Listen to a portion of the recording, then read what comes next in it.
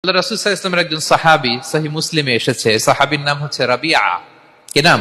ওনার নাম হচ্ছে রাবিআ ইবনু কাব আল আসলামি রাদিয়াল্লাহু তাআলা আনহু।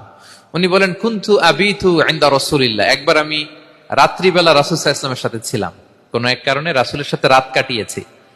তো রাসূল সাল্লাল্লাহু আলাইহি ওয়াসাল্লাম যেহেতু তাহাজ্জুদের সালাত পড়েন, তো তিনি বলেন, আমি মাঝরাতে উঠে একটা গামলা দিয়ে, পাত্র দিয়ে অজুর পানি নিয়ে আসছি বিশ্বনবীর জন্য, এনে দিলাম।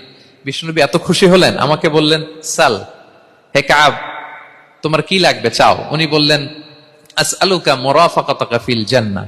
উনি বললেন, ইয়া রাসূলুল্লাহ, আপনি যদি কিছু চাইতেই বলেন তাহলে আমি জান্নাতে আপনার সাথে থাকতে চাই। দেখেন কিভাবে ওনারা সুযোগ কাজে লাগাতেন। অজুর পানি নিয়ে আসছে, বিষ্ণুবী খুশি হয়ে গেলেন, বলেন, তুমি কি চাও?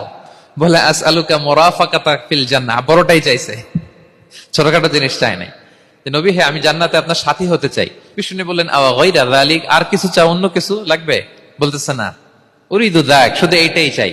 তখন বিষ্ণু সাল্লাল্লাহু আলাইহি ওয়াসাল্লাম বললেন, আইন্নি আলা নাফসিকা বিকাসরাতি সুজুদ, এই মর্তবা যদি তুমি চাও তাহলে বেশি বেশি সেজদায় লুটিয়ে থাকো। আলাইকা বিকাসরাতি সুজুদ, বেশি বেশি সেজদা দিও। যদি সেজদায় পড়ে থাকতে পারো তাহলে জান্নাতে আমার সাথী হতে পারবা। আল্লাহু আকবার।